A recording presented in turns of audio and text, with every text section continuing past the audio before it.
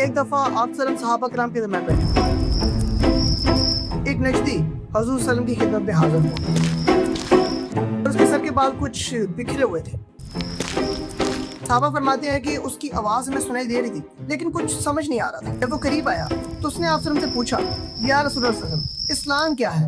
O Adam, shall I show you the tree of immortality and possession that does not fade away? One God. آپ صلی اللہ علیہ وسلم نے فرمایا، دن اور رات میں 5 وقت کی نماز ادا کرو۔ اللہ اکبر اللہ۔ نجدی نے پوچھا، یا رسول اللہ علیہ وسلم، مجھ پر اس سے زائد تو کوئی نماز فرض نہیں ہے نا؟ آپ صلی اللہ علیہ وسلم نے فرمایا، نہیں، لیکن اگر تم نفل پڑھ لو تو یہ تمہارے لیے بہتر ہے۔ پھر آپ صلی اللہ علیہ وسلم نے فرمایا، رمضان کے روزے بھی ہیں۔ نجدی بولا کہ ان فرض روزوں کے علاوہ تو میرے اوپر کوئی روزہ فرض نہیں ہے نا؟ آپ صلی اللہ علیہ وسلم نے فرمایا، نہیں، لیکن اگر تم نفل روزے رکھ لو تو یہ تمہارے لیے بہتر ہے۔ پھر اس کے بعد آپ صلی اللہ علیہ وسلم نے اس سے زکوٰۃ کا تذکرہ کیا۔ نجدی نے پھر پوچھا، کیا زکوٰۃ کے علاوہ تو میرے اوپر کوئی اور قرض نہیں ہے نا؟ آپ صلی اللہ علیہ وسلم نے فرمایا، نہیں، لیکن اگر تم نفل صدقہ دے دو تو یہ تمہارے لیے بہتر ہے۔ اس کے بعد نجدی یہ الفاظ کہتا ہوا واپس چلا گیا کہ اللہ کی قسم میں اس میں کوئی کمی بیشی نہیں کروں گا۔ تو حضور صلی اللہ علیہ وسلم نے صحابہ سے فرمایا کہ اگر یہ شخص سچا ہے تو یہ کامیاب ہوگا۔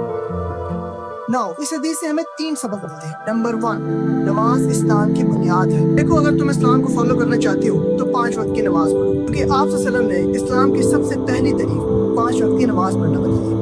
دیکھو، اس طرح کی پیسوں سے باہر نکل آؤ جس سے تمہارا اور تمہارے دین کا دور دور تک کوئی تعلق نہیں۔ تم ہمیں کافر کہتے ہو، تمہارے ہو اور جادو وہ جو سر چڑھ کر بولے نوری ہے۔ اور یہ بھی بات یاد رکھنا کہ جو شخص اپنی نماز کو پورا کر لیتا ہے، اللہ تعالیٰ اس کو باقی دین پورا کرنے کی بھی توفیق دے دیتے ہیں۔ نمبر 2، اخلاص اور یقین۔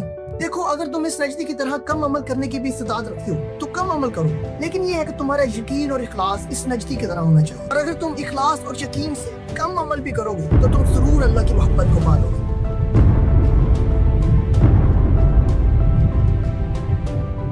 نمبر 3، نماز، روزہ، زکوٰۃ کامیابی کی کنجی۔ دیکھو، اگر تم ان 3 چیزوں کو پورا کرو اور تمہارے اندر محبت، اخلاص اور یقین بھی ہو تو اللہ تعالیٰ ضرور تمہیں اسلام کے باقی اعمال پورے کرنے کی توفیق دے دے گا۔ تمہارے گناہ کے بعد تمہیں توبہ کی توفیق بھی دے گا۔ اور یوں صرف اسلام کی بیسک چیزیں جن میں نماز، روزہ اور زکوٰۃ ہے، ان کو پورا کرنے سے تم دنیا اور آخرت دونوں میں کامیاب ہو جاؤ۔